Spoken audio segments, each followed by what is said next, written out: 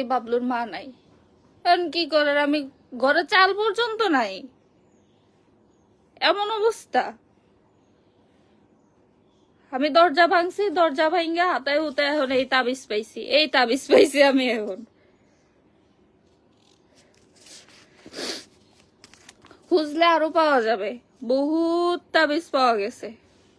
আগে যখন আমরা এই বাড়িতে ছিলাম বহুত তাবিজ পাওয়া গেছে, সবগুলা পালাইছে এখন।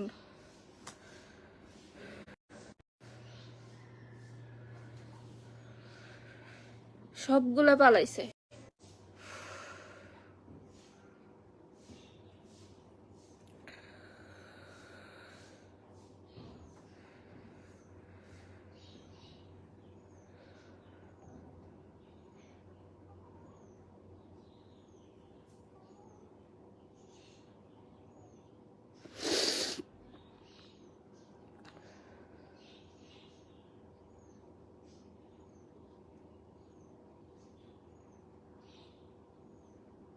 একটা মানুষের প্রতিবাদ করার,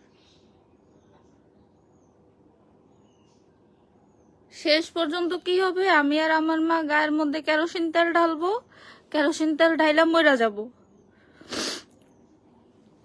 আর কিছু করার নেই, এখানে এসেই মরবো, বাবলুর ঘরে এসেই মরবো।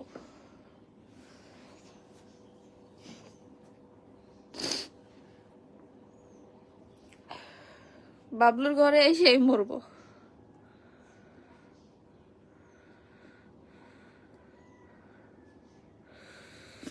ছাড়ে নাই, যোগাযোগ করে না, কোনো যোগাযোগ করে না 1 বছর ধরে।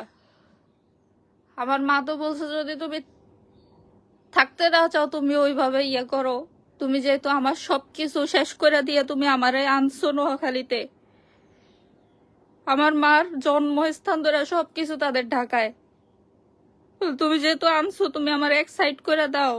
তুমি তুমি তোমার যেহেতু সামর্থ্য আছে, তুমি একটা না তুমি 10টা বিয়ে করো।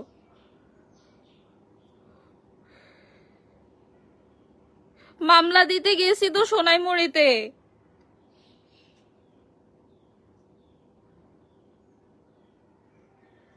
প্রমাণ সব নিছি, প্রমাণ সব নিয়ে সোনাইমুড়িতে যাওয়া হয়েছে। ফার্স্টে ইনচার্জ অফিসার একটা মহিলা আছে, ওই মহিলা আধা ঘন্টা বসায় রাখছে, বলে যে হ্যাঁ বলেন কাহিনী বলেন। 2 সেকেন্ড কথা শুনছে, কথা শুই না বলে আচ্ছা ব্যস্ত, এভাবে বইলা বইলা 1 ঘন্টা সে ওয়েট করাইছে।